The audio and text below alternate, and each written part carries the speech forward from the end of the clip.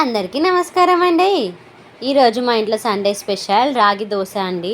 First time చేస్తున్నా, ఎందుకంటే healthy అని చాలాసార్లు విన్నా. ఇది ఎట్లుంటే ఎప్పుడు తినలేదు రాగి దోశ. అదే బయట దీన్ని కాస్ట్ అయితే బాగుందా అండి, 120, 150 దాకా ఉంది. చాంత రేట్ ఉంది రాగులకి దోశ ఒక్కటే. కాబట్టి ఒకసారి ఇంట్లో ట్రై చేద్దామని రాగి పిండిని రాగులు బాగా నానబెట్టి మిక్సీ పట్టి కొద్దిగా మినపప్పు వేసి దోశలు వేస్తున్నాండి. ఫస్ట్ టైం వేస్తున్నా కదా, భయం భయంగా వేస్తున్నా. అసలు అది కాలిందో లేదో అర్థమే అవుతలేదు అసలుకి ఆ దోశ.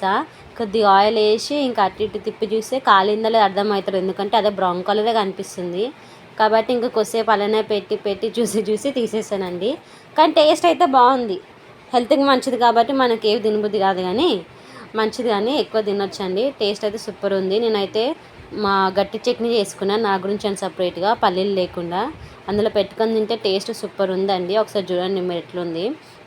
నా చట్నీ మీకు ఎల్లో కలర్లో కనిపిస్తుందా, ఆరెంజ్ కలర్లో కనిపిస్తుందా? చూడండి, దోశ కాలినట్టు కనిపిస్తుందా మీకు? అసలు బ్రౌన్ కలర్లో ఉంది కదా. నాకు అదే టెన్షన్ అండి, అసలు కాలిందా లేదా అసలు అర్థమే కాలేదు. కానీ తింటుంటే టేస్ట్ అయితే బాగుండండి. ఒక 10 దోశలు వేసానండి, రాగి దోశలు, నాకు మా ఆయన గురించి అని. Thank you.